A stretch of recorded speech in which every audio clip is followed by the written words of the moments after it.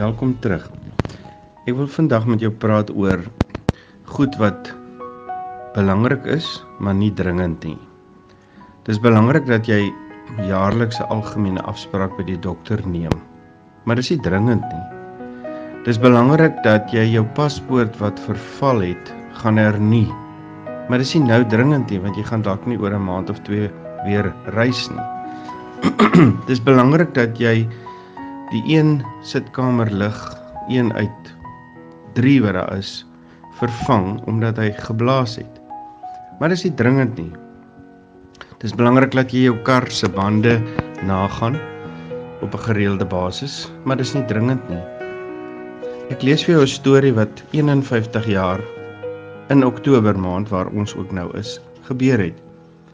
Sommige dae sal in die geskiedenis altyd uitstaan. Soms is dit vir die meeste mense in die wêreld nie eers bekend wat op hierdie dag gebeur het nie. Maar 21 Oktober is 'n dag wat mense in die klein steenkooldorpie van Aberwyn in Wallis nooit sal vergeet nie.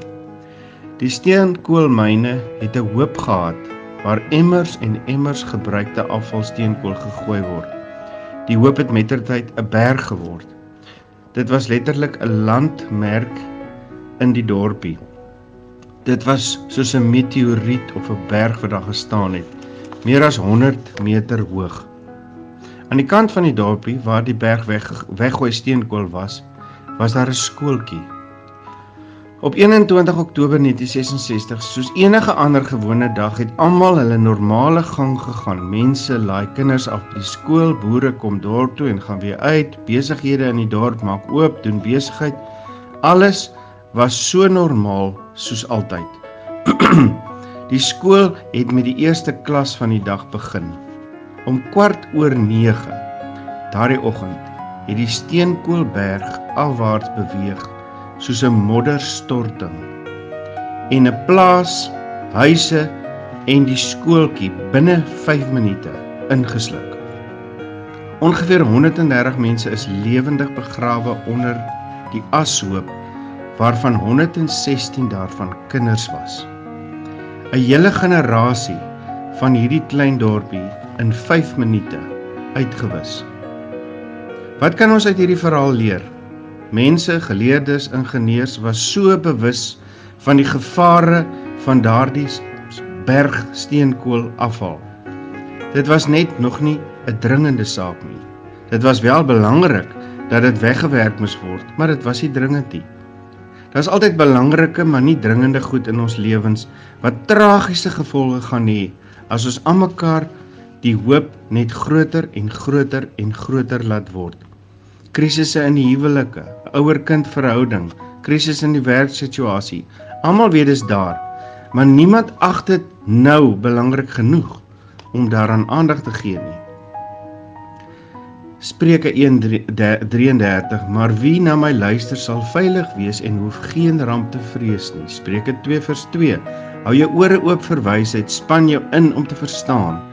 En dan veral Jakobus 4:17, as iemand weet wat die regte ding is om te doen en hy doen dit nie, is dit sonde. Ek wil jou uitdaag om 'n lysie te gaan maak in jou lewe van wat is belangrik, maar nie dringende goed nie. En dan kies jy een van daai lysie per week. En dan doen jy dit. En so sal jy uitkom by goed wat gedoen moet word, wat jy aan mekaar uitstel en uitstel en uitstel. Moenie dat iets soos die Aberwyn dorpie ramp jou tref nie. Jakobus 4:17, as iemand weet wat die regte ding is om te doen en hy doen dit nie, is dit sonde. Kom ons bid. Hemelse Vader, in elkeen van ons se lewens is daar belangrike goed wat nie dringend is nie. Deur u Heilige Gees openbaar, wys vir elkeen van ons wat dit is. En gee ons die guts en die organisatoriese vermoëns om op 'n gereelde basis ook daardie goed te doen. Amen.